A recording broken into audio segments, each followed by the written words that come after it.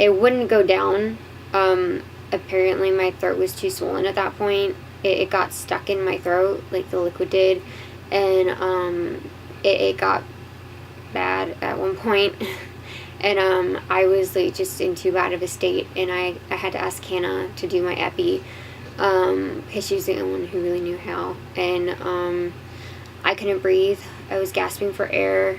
I mean, like clawing at the bed. It was bad. Adding any new medicine is risky. Adding it when I'm in an anaphylactic flare is just reckless endangerment.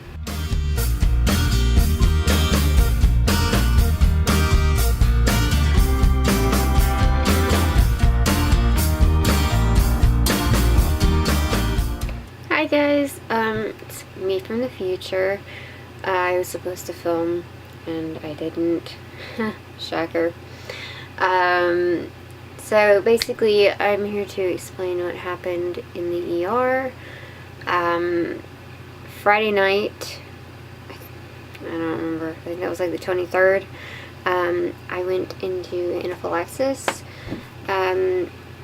So far from what we can tell, it seems to be because of this, which is my QVAR.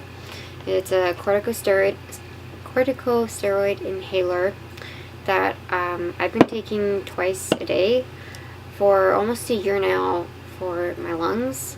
Last summer, I had a really bad anaphylactic episode where the lower right lobe, your lungs are separated into 3 chambers. I only explain this because I didn't actually know this until this happened to me. I wasn't actually completely aware of this. But your lungs are separated into 3 chambers. And the lowest chamber, so the lower right lobe, as they call it, in my right lung, shut off completely during that anaphylactic episode. And after that, my lung function went down like 10%. And so like daily, I was just having difficulty breathing and all that. It was just like a lot heavier, a lot more difficult, just causing a lot of daily trouble, as you can tell. And my allergist put me on this because, I mean, he works at Allergy Immunology Clinic. They deal with asthma and all this. And I had asthma, you know, growing up and stuff. And so the episode seemed to just sort of flare any asthma that I had as a teenager. It seemed to just flare that back up. And so we did this again, and I handled it actually really well. It helped. And it was a really good medicine. It was working. And so we did that. And then, you know, as last year went, we've weaned me off of the prednisone, because I was on prednisone since July of last year because of that bad episode I mentioned. And several other episodes, I got into a really bad mast cell flare. So brain work, I'm sorry.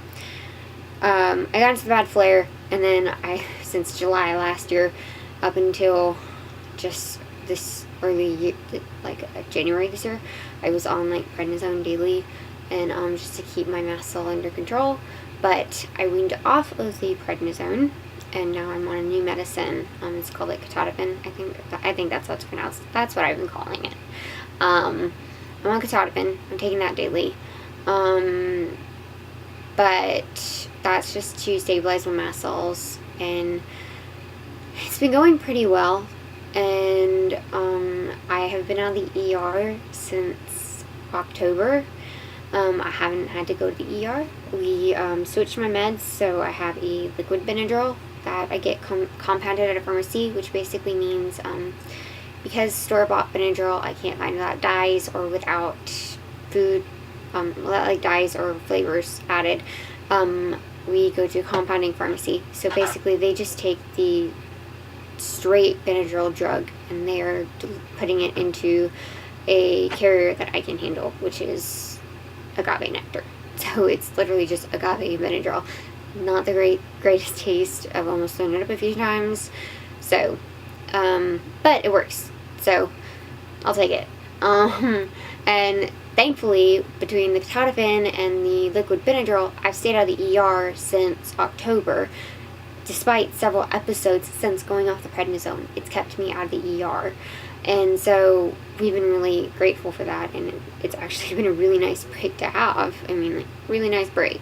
Until Valentine's night, which we've explained all that, and then on this past Friday night, wasn't so good. I was trying to figure out, like, what's been going on with QVAR and all this. I'm sorry, this is so long. I'll try and go faster. We were trying to figure out what's going on with, what's been triggering me and all that, and I kind of got a feeling it was my QVAR, because just past things, little things I've kind of, like, kept away, just little odd things that have happened when I've taken it and all of that.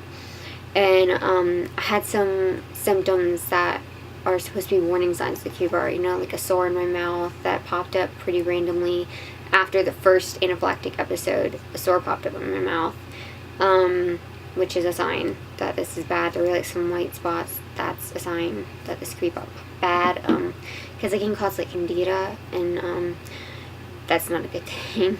So I was kind of getting an idea that that was causing an issue, and so I was actually on the phone with Mama. She was at Target shopping, and I was here on my bed talking to her, literally looking at some, like, allergy warnings for QVAR on my computer, or Rachel's computer, and talking to her on the phone about why I thought it was QVAR, what we should do. We should probably call my allergist on Monday, and I'll keep taking until then just so I know for sure, because I don't want to, like, ever, cut something out unnecessarily, and then, it could be no for sure. But she was worried about, if I kept taking it, then it would build up and I would just have one really bad episode, and that was something to consider. And so then we were wondering if I should just cut it out. And, we're just going through all the scenarios, because there's so much to consider with this stuff, and it's really difficult to know. I mean, it's just, you can't know with this kind of thing. And so basically I was on the phone with her, and when I took it at first, my lip was burning just a little bit, and when I usually take QVAR, I can get, like, relief in my chest. It's kind of like, it's like taking an inhaler. It helps me breathe better. But when I took this that night, it actually tightened my chest, and it was about 20-30 minutes later, which was the exact same timeline that happened with Valentine's night. Actually, it was like 30 minutes after I took my night meds, which is when I take my QVAR, 8 o'clock at night. So 8:30 Valentine's night was when I had my anaphylactic episode.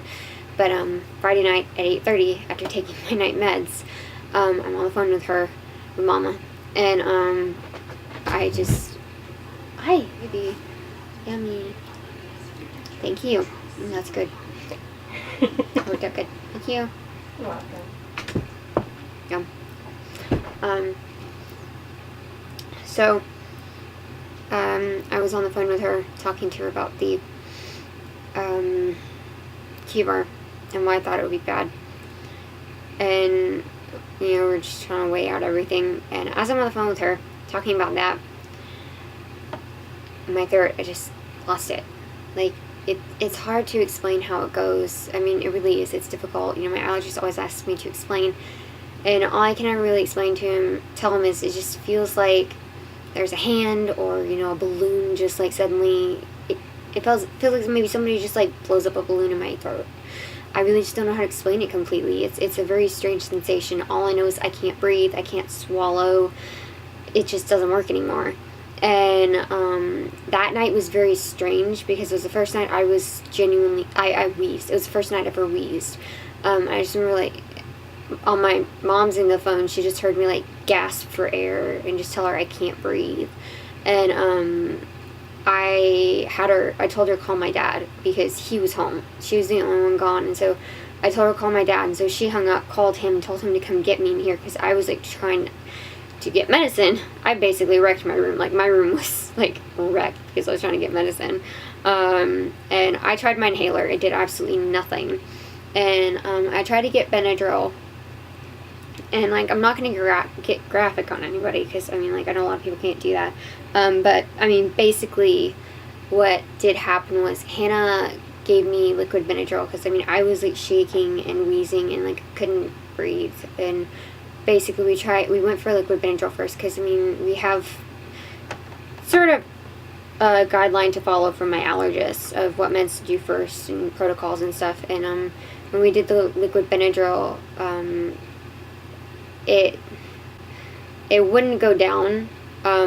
Apparently my throat was too swollen at that point. It got stuck in my throat like the liquid did, and it got bad at one point.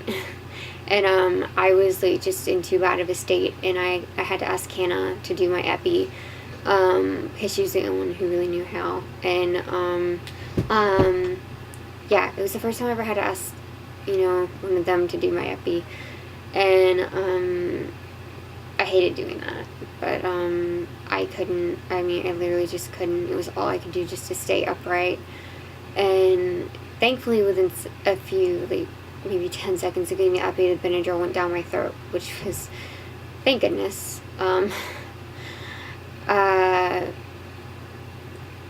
So yeah, that happened. We had to call, paramedics. I wasn't in a good way. I just felt awful.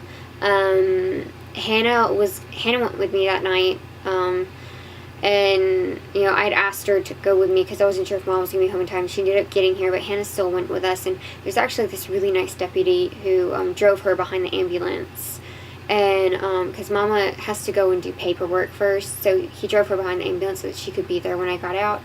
And then he actually ended up coming back by the ER later after his shift was over. He came back by the ER. Just to check on me, which was really sweet. He came by just to check up, see how I was doing before he went home, which is really sweet. But anyway, back to where we were. I had to go to the ER, and oh boy, the ER. Thankfully, gosh, I'm so thankful. I had the same nurse I did for Valentine's night. Loved him. He's so great. I really do love him. And it's nice when you get to know your nurses. I had a harder time with my doctors. It went well at first, my doctor, we told her what happened, and she's like, good, that's good. And then she was like, you look really dehydrated. She was just looking at my mouth. Sorry, this is taking so long. And she just could see I was dehydrated, and so she ordered me saline right there on the spot, which was so great. So I did get saline, I got prednisone, and got Benadryl, and I ended up having another reaction. Now, we're still a bit in a pickle about what that reaction was to. There are a few things, and we're still trying to figure it out, so I'm not going to speculate here, because I just don't want to freak anybody out. So, we're still trying to figure out what I reacted to, but I got really lucid for a few minutes, got really out of it, and I ended up passing out. I was actually... Honestly, I was trying to keep Hannah calm the whole time, actually, because I was just telling her, I was like, this happens sometimes. I'll get really out of it, and, my arms might look blotchy, but don't worry. It just happens. I just kept repeating myself, and and it's like, that was the last thing I remember, was just trying to tell Hannah, it happens, it just happens sometimes. And that's the last thing I remember. Was just trying to make sure Hannah was okay, because Hannah's never been in the ER with me when that kind of stuff is going on. And that was actually more, that was more my concern, was just making sure she was okay.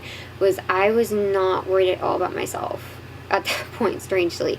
I just want to make sure that, my arms, because I knew she was going to be watching me like a hawk. I mean, Hannah already watches me, and I knew she was like going to be worried, because I was already definitely in a bad place. And so I just want to be like, she knows I'm okay, even though I'm not okay. I don't want her to know that I was okay.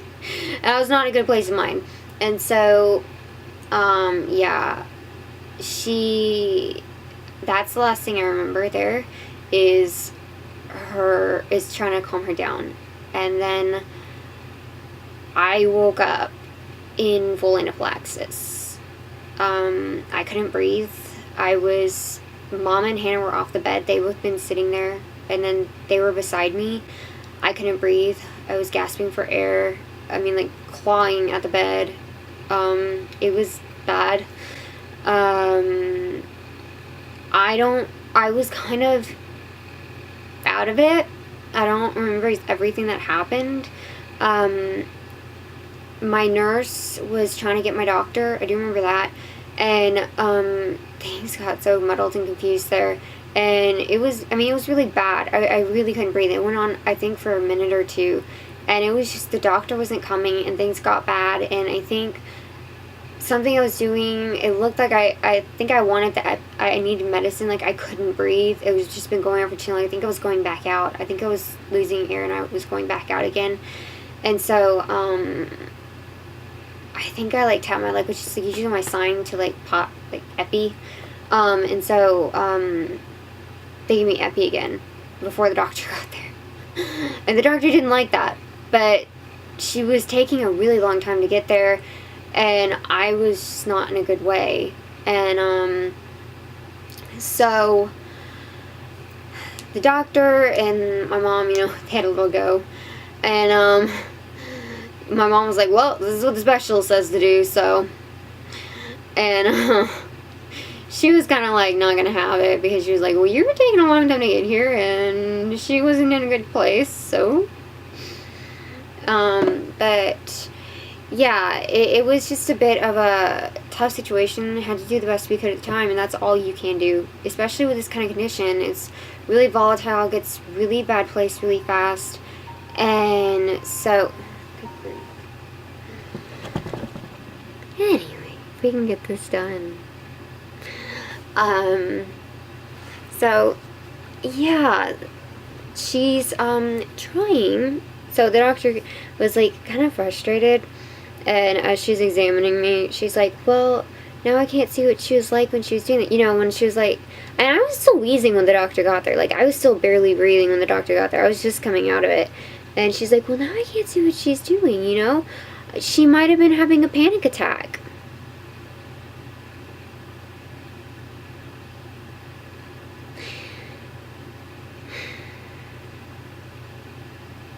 Anyway, moving on. Yeah, so that was fun.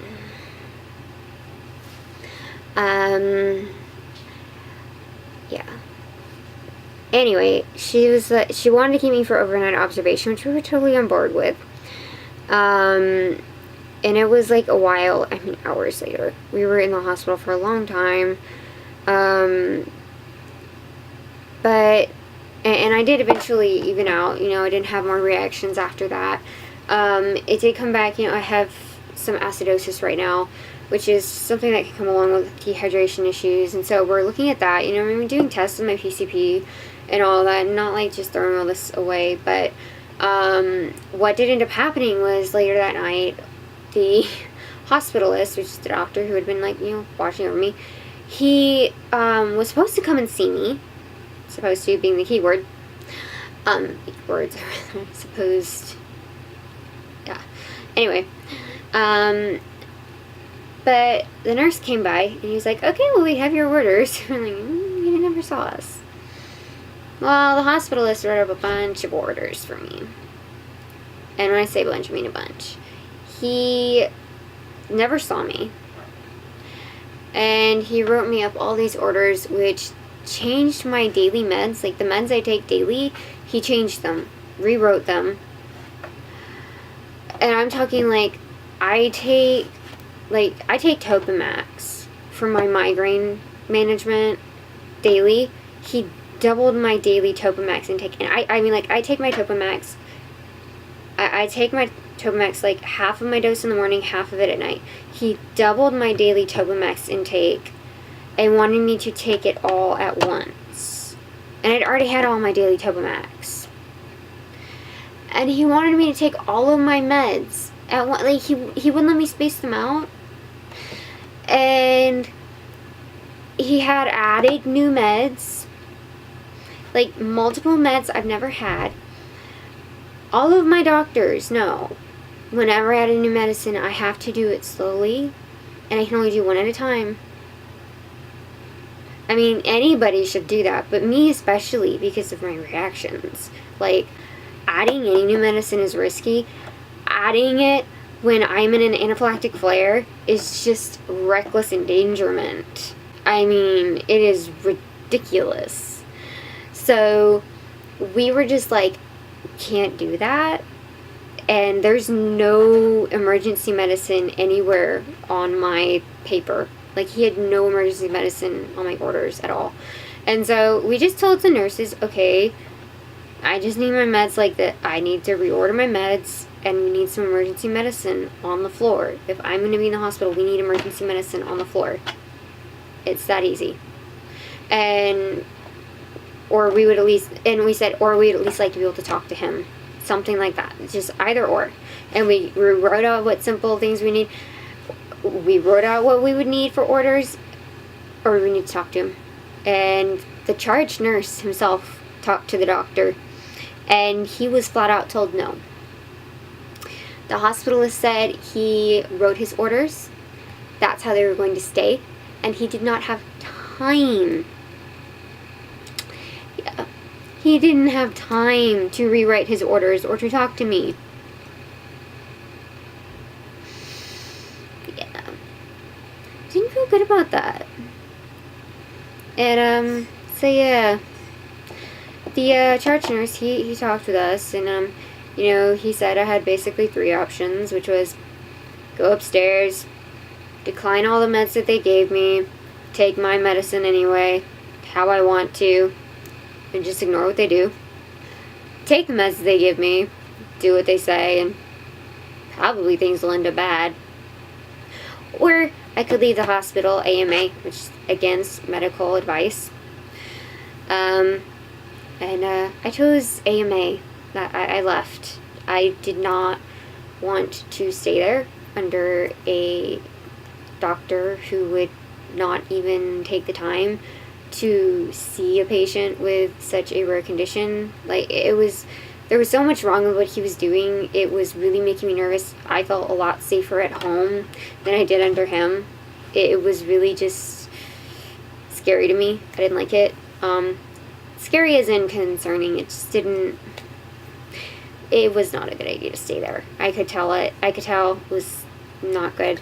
And, the charge nurse, he even likes the doctor, but even what he was saying when he lined it up, he couldn't, like, directly go against the doctor, but he gave us, like, pretty clearly said, like, the best option. And so, yeah, I left against medical advice, and I was fine with doing it. You know, if I needed to go back, I could go back. And my body is doing all kinds of wacky things. I know there are issues going on with my body right now, and I know part of that's going to be because I have GI issues. I have the acidosis and dehydration, and yeah, my mast cell is going wacky on me right now. But I can deal with that as I need to. If I need to go to the ER, I can go to the ER. But I'm not going to stay under a doctor like that, because he is not even taking the time to see his patient. Like, I understand that he was overwhelmed and he had a lot of patients, but that's just reckless. That's endangerment. If I had stayed there and something had happened, it would have been on him. The only reason it's not is because I chose to leave. And so, that was for the best. That was for my safety. That was really, I think, the best decision. And my PCP agreed. My PCP was happy with my choice. So I feel better about that. I was a little bit nervous, actually. I was getting really scared because my sister went to see her yesterday, and I was really getting scared that I was going to get in trouble. But I feel better. I am still a bit scared that my allergist is going to be mad at me. But I don't think he will. I hope not. I'll keep you updated. But yeah, so that's what happened. It was an exciting night. I mean, that was only part of it. I'm sorry, this is so long. That was only part of it. I mean, there was like a prisoner in the ER and a very belligerent man who was like making up lots of stories and threatening to throw bodily fluids, so it was interesting. Anyway, I have food. I'm gonna go eat. I have been talking for way too long. It's a long story that I have really condensed for you, and I'm so sorry. Anyway, my throat hurts. I'm gonna go. Peace. So, I was going to watch vlogs, but then I stopped when some people had been playing Overwatch with earlier, invited me to play again. And so I was like, okay, because they're a good team. We work well together because we communicate. And we're all about the same skill level, so that's nice. But then I had to get off to take a breathing treatment. Asthma's getting too bad. Also had to take a breathing treatment this morning. These storms are just wrecking my lungs and general my whole body. So now I'm gonna just drink a Zevia cherry cola. It's sugar free and artificial sweetener free. It's sweetened with stevia. And the anime awards are going to start in about 4 minutes. So I'm about to stop watching Glorious Last Tour and start watching the anime awards, and I'm so excited to see who all wins. I'm not feeling that great. The storms and breathing treatments have taken a toll on me. Been wheezing more even after breathing treatment. Thankfully, it's a little more under control now. But when going out to the living room, kitchen area, I started to fall over, so I sat down on the floor, and Mom helped push me in a wheelchair back to my bed. After eating a snack she got me, I'm gonna try to get some sleep after recovering. So, watched some anime, ate my snack, and gonna try to sleep. I'm hoping I can. I'm thinking I probably will be able to. So, I'm hoping Caroline and Ma were able to update you on the ER today. They said they would try. If they didn't, I'll ask them to tomorrow. We'll see. But, thank you guys for watching, and I'll see you tomorrow. Bye.